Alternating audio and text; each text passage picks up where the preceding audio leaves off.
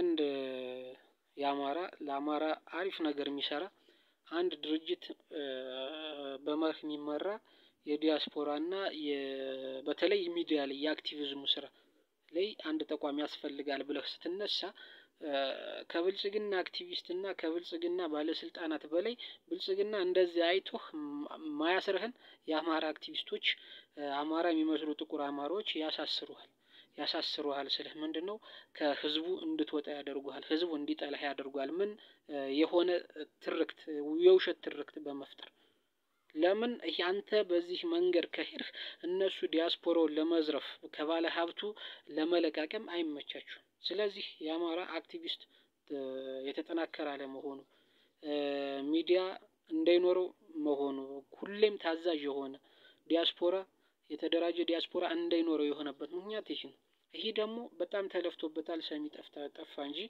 ነገር ግን አሁንም ጊዜ አለ ስለዚህ ከፋኖ ውስጥ በወጣ ወደ ውጭ ሀገር ከፋኖ ውስጥ መሬት ላይ ያለ ፋኖ መውጣት አለበት በኮሚቴ ተዋቅሮ እነሱ እንደ አዲስ ዲያስፖራውን ሚዲያውን አክቲቪዝሙን ማደራጀት መቻል አለባቸው ካልሆነ ግን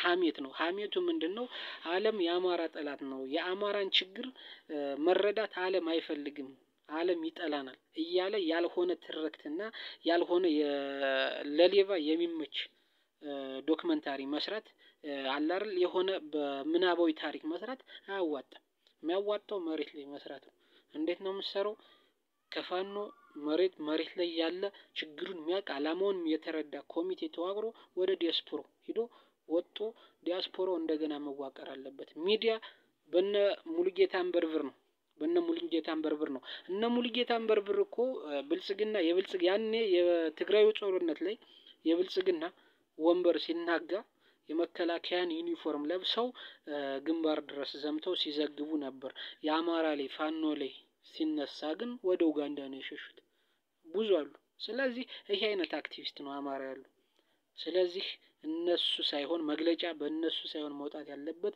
ፋኖ ውስጥ ራሱን የተማረ በጣም ብዙ ኃይል አለ የሚዲያ እውቀት ያለው በጣም ብዙ አለ እነሱ ተደራጅተው ኮሚቴ በምንም አይነት መንገድ በስደትም ይሁን ዲያስፖራው ማገዝ ከቻለ በዚህ ማገዝ ነው ኢንቫይቴሽን በመላክ ማገዝ ከዛ እነዚህ ወጥተው ዲያስፖራው እንደገና መዋቀር አለበት ሚዲያ እንደገና መዋቀር አለበት አክቲቪስቱ እንደገና መዋቀር አለበት ዲፕሎማሲው ኮንሲስተንት መሆን አለበት አሁን ትግራይ ላይም ኦነግ ላይም ስትሄድ ስራ ይህም ብቻ የሚሰራ ደሞዝ የተበጀተለት ይህም ብቻ የሚሰራ በኮንስታንትሊ የሚሰራ አለ አማራ ላይ ግን የለም መቼ ስራ ሳይኖረው ነው ይሄን የሚወጣ አሁን እሁድ ለንደን ላይ ይወጣል ይሳደባል ወይ የሆነ ባነር ያሳያል ከዛ በኋላ ሰኞ አይደገም ማክሰኞ አይደገም ይረሳል ይሄንን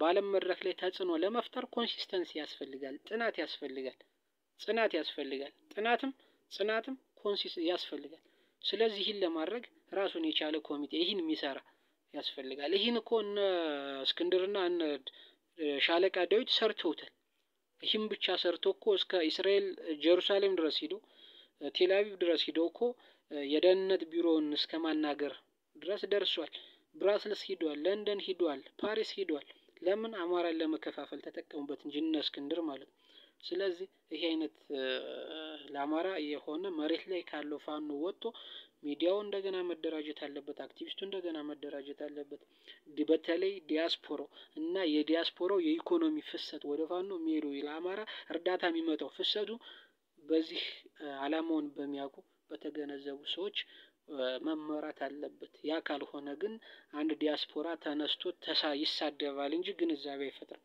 የአማራ ዲያስፖራ ተሳዳቢ ነው እንጂ ግንዛቤ ፈጣሪ አይደለም ይሄ በጣም ብዙ ውጭ ሀገር ያሉትን ብዙ ፎቶ ይዘው እየገቡ ያሉትን ይሄ በዲፕሎማሲው ዓለም ይሄ ስድብ ነው በዲፕሎማሲው ዓለም ይሄ ስድብ ነው ምክንያቱም ፎቶ ወይ ባነር ይደራ አብይ አህመድ ጂኖሳይደር ከማለት ይልቅ አብይ አህመድ ጂኖሳይደር ነው ምክንያቱም ይህን እየሰራ ነው አሁን አብዛኛውን ማየት ከታዘባችሁ አብዛኛውን ባነሮች እዩ አብይ አህመድ በእጁ ደም ነገር ሆኖ እጁ ደም ሆኖ ምናምን የእሱን ሆረር የሚመስል አድርገው ኢዲት ተደርጎ ነው እንትን የሚገቡት አይደል? ነገር ግን ይህን ስትገባ አብይንም ይህንም ትይዛለህ። ነገር ግን ተጎጂዎችስ ማንን ነው የጎዳው? የታሉ ተጎጂዎች የሚል እኮ ጥያቄ አለ። አሁን ጁኖሳይደር ስትል እኮ ማስረጃ ማቅረብ አለብህ። ተጎጂዎችን ማቅረብ አለብህ።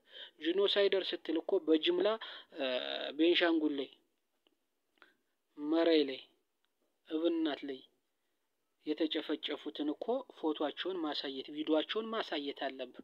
ምክንያቱም አሁን ዘመኑ አሪፍ ነው። ቪዲዮ እውነት የተቀረጸ ነው ኢዲት ነው ፎቶሾፕ ነው የሚለውን ማወቅ ይቻላል። ያን በዛ ግንዛቤ መፍጠር ነው። የአንድ ግንዛቤ ስትፈጥር የአንድ መረጃ ስትናገር ማስረጃ ማቅረብ አለብህ እንጂ አብይ አህመድ ጂኖሳይድ ይህ ስድብ ነው እንጂ ማስረዳት አይደለም። ጂኖሳይደር ብለህ ይህ ጂኖሳይደር ካልፍ የተጨፈጨፉትን በጅምላ ስንት ፎቶና ቪዲዮዎች አሉ እኮ እነዛን ማሳየት ግዴታ ነው።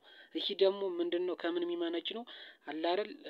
ለውቅና ብቻ ለመሰብሰብ ዶላር ለመሰብሰብ ብቻ ከሚሰራ አንግል ካልሆነ በቀር በዛ አይነት ግንዛቤ ተፈጥሮ ለውጥ ይመጣል የሚለው ይሄ በጣም የተሳሳተ አካሄድ ነው፣ የተሳሳተ አስተሳሰብ ነው እና መስተካከል አለበት። ስለዚህ ራሱን የቻለ ይህን ደግሞ ጽናት ያስፈልጋል። አሁን እሁድ ወጥቶ እኮ እሁድ ኦኬ እሺ የሆነ ነገር አደርጋለሁ እንረዳለን እናየዋለን ካልተባለ ተስፋ የሚቆርጥ ነው የአማራ ዲያስፖራ ማለት። ስለዚህ ጽናት ይህን ጽናት የሚኖር ግንዛቤ ለመፍጠር ቀጣይነት ያስፈልጋል። ድካም አለው። ይህን ደግሞ አላማውን የተረዳ ከፋኖ ውስጥ ወጥቶ በሚዲያውም በየትኛውም መንገድ እንደገና መደራጀትና ትግሉን መደገፍ ያኔ ዓለም አይደለም ለንደን ላይ ብቻ አይደለም ወይም ኒውዮርክ ላይ ብቻ አይደለም ሱዳን ላይም ካርቱም ላይም በዚህ ጦርነት ውስጥ ሆነው ካርቱም ላይም የመደመጥ አቅም ይኖረናል። ስለዚህ ነገር መታሰብ አለበት። ቢታሰብበትና ይህ ነገር ሳይውል ሳያድር ቢሰራ በጣም ከፍተኛ ለውጥ አለ። ምክንያቱም ጂኖሳይድ መፈጸሙን አገዛዙ በጣም በደም የጨቀየ መሆኑን አፍራሽ መሆኑን የምስራቅ አፍሪካን ቀጠና የሚያውክ መሆኑን ለማስረዳት እኮ በጣም ብዙና ከበቂ በላይ የሆኑ ማስረጃዎች አሉ። ነገር ግን አሁን በጣም ለየት ያለ አሰራር ይፈልጋል። ለየት ያለ ጽናት ያስፈልጋል። ለየት ያለ አላማ ያለው አካሄድና አላማ ያለው ፕሮግራም ያስፈልጋል። አላማ ያለው መነጋገርና መደማመጥ ያስፈልጋል። በዚህ መንገድ ከተሰራ በጣም ለማስረዳት ቅርብ ነው። በጣም ቀላል ነው። ሁሉንም አይደለም የአንድን ሀገር ፕሬዝዳንት ቀርቶ የዓለምን ሕዝብ ለማሰለፍ በጣም ቀላል ይሆናል እና ይህ ነገር ቢታሰብበት